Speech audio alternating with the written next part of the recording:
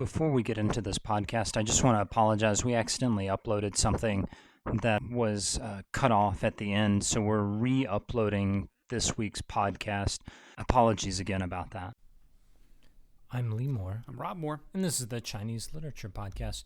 Rob, today we're in part 4 of our 10-part series, 100 Years of Chinese Literature, decade by decade, through the 20th century. Da-da-da, until the readers demand more of us, year by year.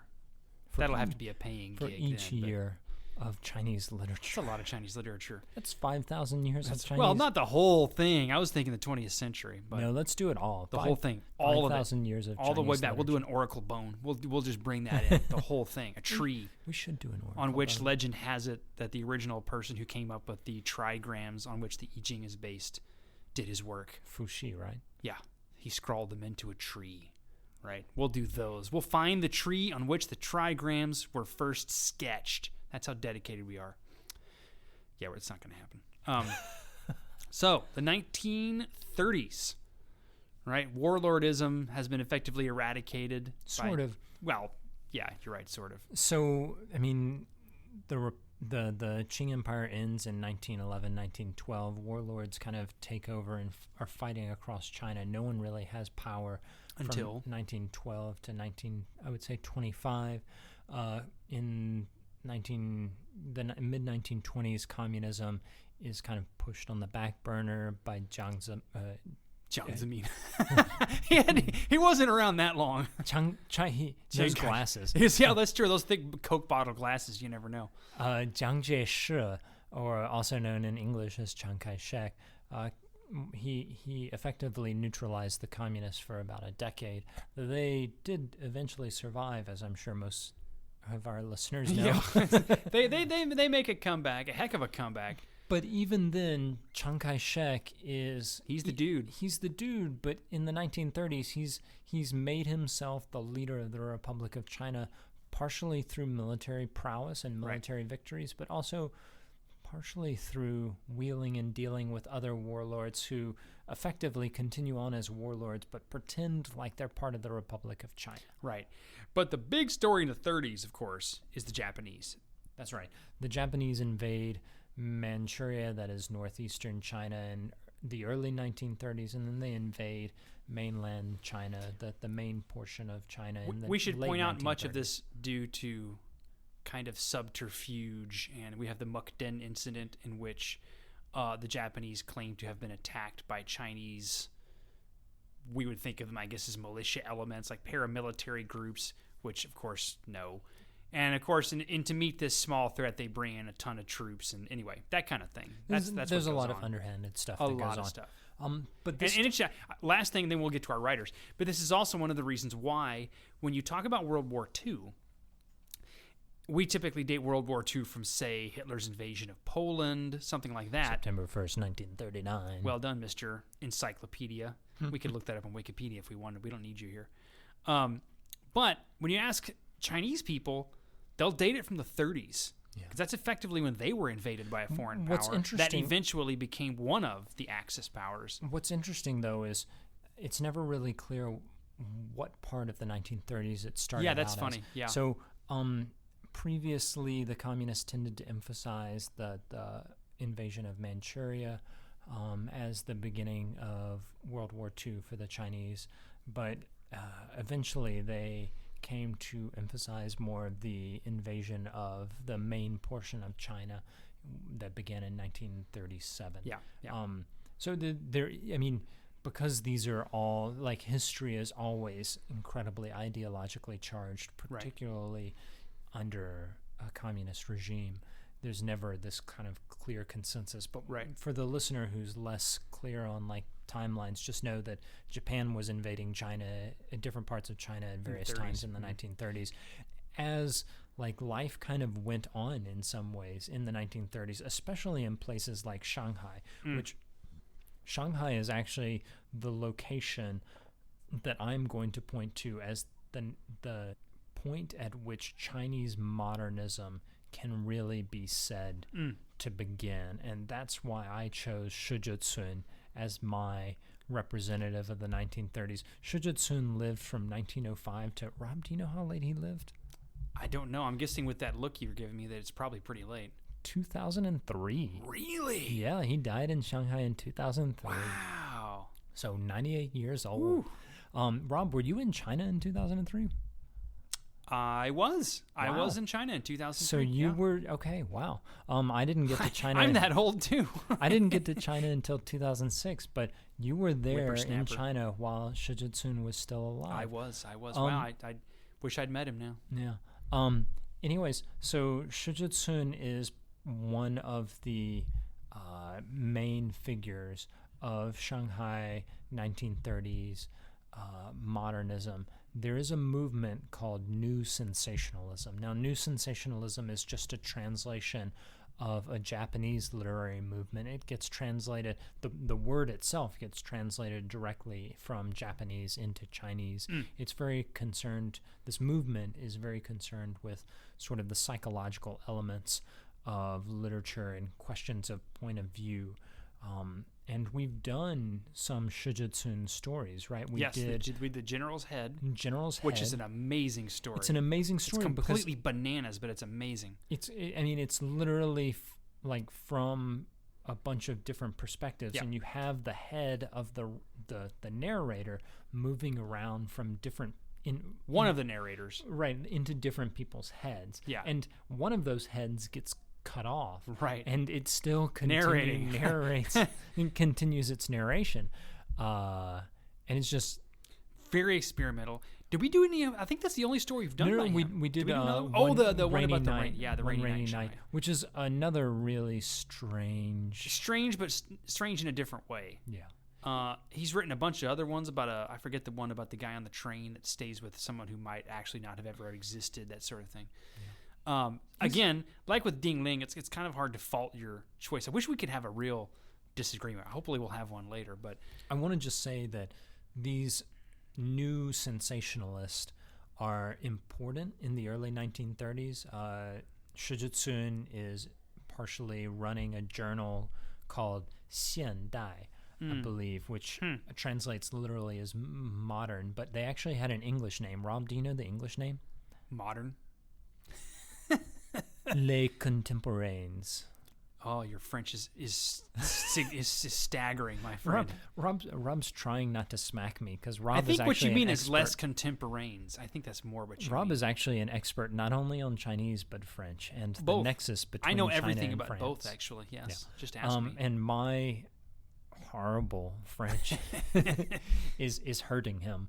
But yeah, so in trying to evoke the sense of modernity that comes that France and Paris particularly represents. Rob, you've written on this, so you know way more than me. But in the Chinese context, Paris comes to represent a kind of modernity. So Zhecun is very much evoking that. And Zhecun actually studied French. He studied French in the Jesuit university there, Aurora University, which founded one of China's earliest museums. Oh, that's right. That's probably because this is in your wheelhouse, museums. So he, I don't know how well he spoke French, but he takes these ideas of modernity, and Zhecun, along with several other writers at the time, Mu Shiying and Li Nao, I believe, are the three main expounders of new sensationalism in China. They're the three who do that. They're largely forgotten. And then it's not until a couple of decades later that they really come back, and they are actually featured a lot, and they contribute a lot to Chinese writers in the 1980s who we're going to talk about, and also Chinese writers in earlier periods in Taiwan. Now, my writer, and again, I can't fault you for Zhecun. I love Zhecun. He's great. My choice is going to be Lao She, who has written several canonical pieces, the most famous of which is Tea House. Chaguar. Yeah, Chaguar. There and you go. Got to say it with a guar. Bringing in the arhua. Thank you so much. Well, it's quite important because Chaguar is this piece that is evoking an old style of Beijing, which dialect. For those who aren't who don't speak Chinese, the R sound that we put in there at the end of a word evokes this sense of like a particular region, right? Yeah, so I've lived in Tianjin. I lived in Tianjin now for 7.5, almost 8 years. You're not in Tianjin. I'm not in Tianjin now. That's true. I don't speak English very well anymore. My French is so impressive that it's beginning to overtake my English. I apologize for that. But there really is actually a Chinese phrase, "erhua," like a speech that includes the R sound. Like a lot of when you ever have an N consonant at the end of a word, an R is typically tacked on, like North Gate, Beimen. If you speak R, if some kind of erhua becomes Beimer, that kind of thing. So in standard Mandarin, a Chinese taxi driver would say, 我不知道动物园在哪里. In like Beijingized Mandarin, it would be 我不知道动物园在哪儿. So, you have vernacular literature in the early part of the 20th century, but it's funny because it actually takes quite a while to become really vernacular. Like when you're reading it, you're like, whoa, this, like if you read Steinbeck's Grapes of Wrath and you have Okies talking like real Okies, like how you capture that speech, that's kind of what you're seeing in things like Tea House. He's also very famous for the novel Rickshaw or Rickshaw Boy. And one of the truly most bananas piece of literature produced ever written, Cat Country, which you and I have talked about. It's called science fiction, although it's one of those, there's really no science involved unless you count that the protagonist goes to Mars in a Some spaceship. might argue that there's not that much fiction involved. That's true. It's a thinly veiled and brutal satire of Chinese culture, particularly in the era in which Lao Shou was writing. Yeah, in the 1930s. And he shreds everything in that novel. Yeah, he is writing right after he comes back from teaching in London. Yes. And he comes back to China. It's a bit of culture shock. Yeah, it is. And that's one of the reasons he writes the novel he does. Lao Shou's life itself is not as eventful as, say, someone like Ding Ling's. Yeah. He's extremely smart. He teaches in a lot of different places, including, like you said, London. He is of the Manchurian class. His family was descended from some of the Manchurian rulers, that is the Manzu, right, of the Qing dynasty. So his family lost a lot of prestige with the collapse of the Qing dynasty in 1911, 1912. Mm-hmm. He's instrumental in the. It's funny in the writings geared against the Japanese. He basically is neutral for most of his life, and then becomes far less so. He drowns himself because of the persecution he faced during the Cultural Revolution.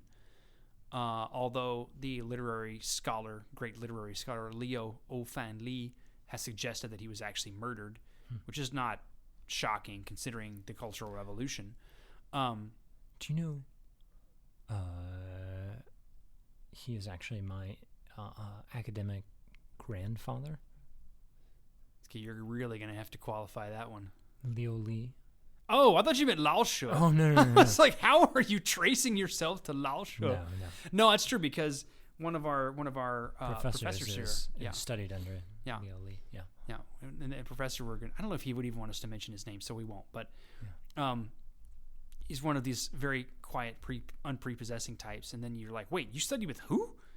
No one else will care about Liu Ofan Li except nerds in the field like us. But that's pretty impressive. Yeah. So both of these figures are interesting because they're arguably not really as political as, say, Ding Ling or Lu Xun were. They're starting to carry on from works like Wild Grass, which are starting to say, and to some extent Miss Sophie's Diary, which are saying, we can write about modern social events, but there's got to be other ways to do this, right? So Lao Shou writes Cat Country, which is freaking nuts. Rickshaw, which is horrifically sad. It's one of the darkest, most dismal novels ever written. It's about exactly what it sounds like, a guy that pulls a rickshaw and whose entire brain, his entire life involves a rickshaw. His life's goal is to get a new rickshaw. Right? Zhecun is, like you said, equally apolitical in a lot of ways, but I would actually argue that the new sensationalists, they are writing against politics, which at the time was a highly politically charged. One of those classic. Right, yeah. So they don't they're totally in this internal world of the narrator's head. We talked Right. about the general's That's a head. great example. Yeah, yeah. Mm-hmm. But it's very much concerned with psychology in the sense of the self, but it's this very kind of capitalistic, individualistic notion of the individual as the most important site of literary discussion. Mm-hmm. And Yeah. it's something that socialist writers would write against coming in the 1950s, 1960s, and 1970s. Sure. Because emphasizing the individual, the power of the individual to determine themselves is tricky. It's not tricky. It's a violation of social realism, right? Right. Socialist realism. Mm-hmm. Sorry. Not social realism. That's but socialist. That's definitely not a violation of that. And it's interesting if you ever read, as I know you, dear listeners, certainly will, some of these works side by side. It is interesting if you take, say, Lu Xun's War Cry and Ding Ling's Miss Sophie's Diary. You put them side by side. There's a certain amount of agreement there, right? Even if we weren't to tell you exactly what era they came from, you could see some resonance, right, in the way they're executed. Same thing here. If you take Zhecun's, like the general's head, for example, there's an element of experimentation, not for the purpose of making a political point or reforming the people or some version of that, but simply to see what happens, right? That Lao She shares, at least in Cat Country, which is a satire, but it's so out there. It's as out there as, well, it's more out there, I would argue, than the general's head. But this is Chinese literature beginning to kind of push the boundaries back, right? This continues through parts of the 40s. We'll get to that next. And what I think is so important about this decade is not that its influence is cut off. Yes. Because of communism. Yeah. And the war. The war and communism, yeah. I think those are actually probably... Well, but communism... Would you really say communism? Because communism gets pushed to the margins. You have the Long March, so you end up with Mao and the communists in Yan'an. Sure. But by the 1940s and by 1949... After 1949, people are not allowed to read this stuff, is what I'm saying. By the 40s, right? Yeah. But even in the 1930s, I don't think that these writers are as influential as they would become in the 1980s and 1990s and 1970s in Taiwan. Although Zhecun definitely has some popularity in Shanghai and in the major urban areas. I just think that they're more important later on. That's what I'm saying. They're more influential later on. They don't really inspire any other writers. I mean, you could say that Zhang Ailing is inspired by Shi Zhecun in some ways, and she draws off him some. But I think there is a kind of discontinuity. They're cut off by the war and cut off by the rise and importance of communism in the 1940s. See, I would argue more it's the war, because the communists for most of the 30s are just trying to mobilize themselves. And by the time they actually get their feet under them, the main problem isn't even Chiang Kai-shek, it's the Japanese, right? Sure.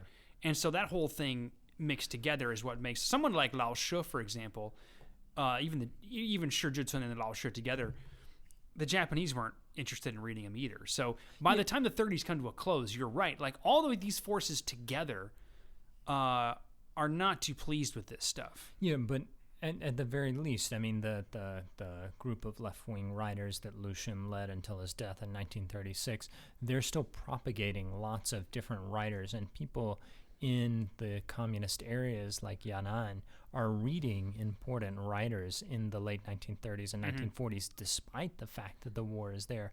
But the thing is, once the war breaks out, both the communist and the rightist in the KMT have said, if you're not writing in a way that supports China's war efforts against Japan, and particularly our political position, then you can go to HE double hockey stick, because we don't have time.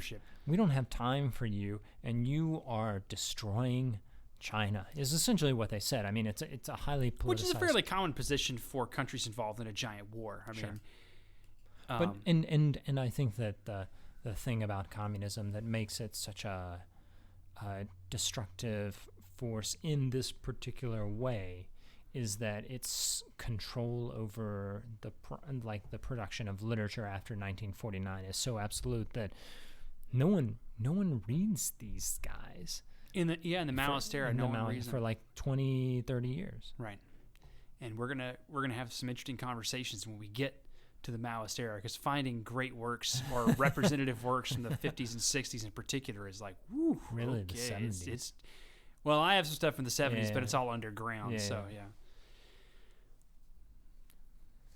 I think that's a good place to end it. I'm Lee Moore. I'm Rob Moore. And this is the Chinese Literature Podcast.